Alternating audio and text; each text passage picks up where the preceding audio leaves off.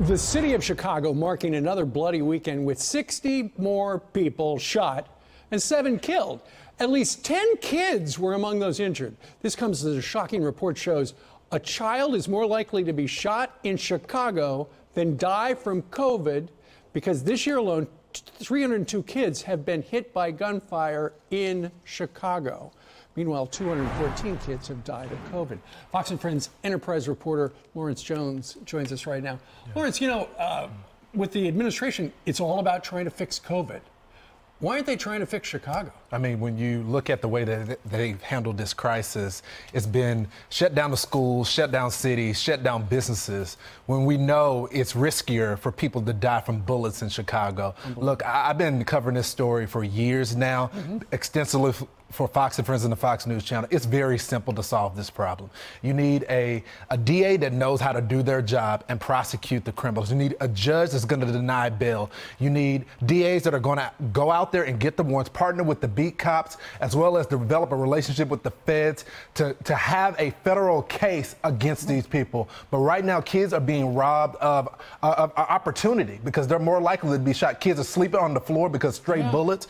It's a travesty. And if they would handle this like they handle COVID, they can get it under control. It would be all hands on deck to try to figure out. But, you know, we have talked about this. This is a Democratic-run city and has been for decades. Yeah, it's a Democratic-run city, and they clearly don't care about the people. The community has been crying out for help. I've done numerous amounts of interviews with community leaders, parents that have lost their kids, begging for help. But I also tell the Republicans, if the Democrats are so bad, why aren't you there to be able to defeat them? If they're so bad, then you should be able to run on a freedom agenda that is strictly on law and order and making sure people have their rights as well to get the warrants out there and get these people off the street. But you know, Lawrence, the Democratic machine is still alive and well in Chicago, and that helps Democratic politicians. It is alive and well. Year. It's alive and well, and it's very corrupt in the city. But there's also Democrats there, like Raymond Lopez, that I've interviewed, who's a councilman, that has been vocal on this issue. And the mayor has done a great job in trying to censor him,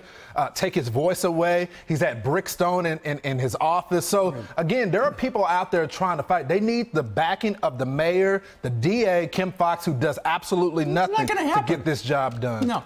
Here's the thing, and we just saw images of you talking to people on the streets. Like you've said, you've been there a million times.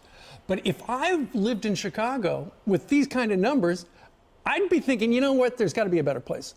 Chicago's a cold place. I'm going to move someplace warmer. It's a high tax state. I'm going to move a place where, like your home state of Texas, where there is no income tax at the state level. Some people just I don't get it. No, I know they don't have a choice. They don't have that luxury. Some people just don't have it. There are families that want to move, to get out of there. They just don't have the money. They're living paycheck to paycheck. I don't think people should have to move to get basic safety. Government has one role, and that's to keep its people safe. They've abandoned that role, and as a result, kids are dying every single day. And they're letting the gangs rule the territory because kids don't have a choice anymore. You can't just say no to the game. They will pull a gun on you and tell you, you join us or you die. Well, the gangs have been there for decades, but they're so bad now. Just imagine how they're going to be in 5 years. That's exactly right. And, you know, it used to be just a problem on the south side of Chicago. That's not the case anymore. It's all across the city. And quite frankly, this is happening all across the country as well. All right, Lawrence, thank you very much. Thank you. Because the flag still stands for freedom, and they can't take that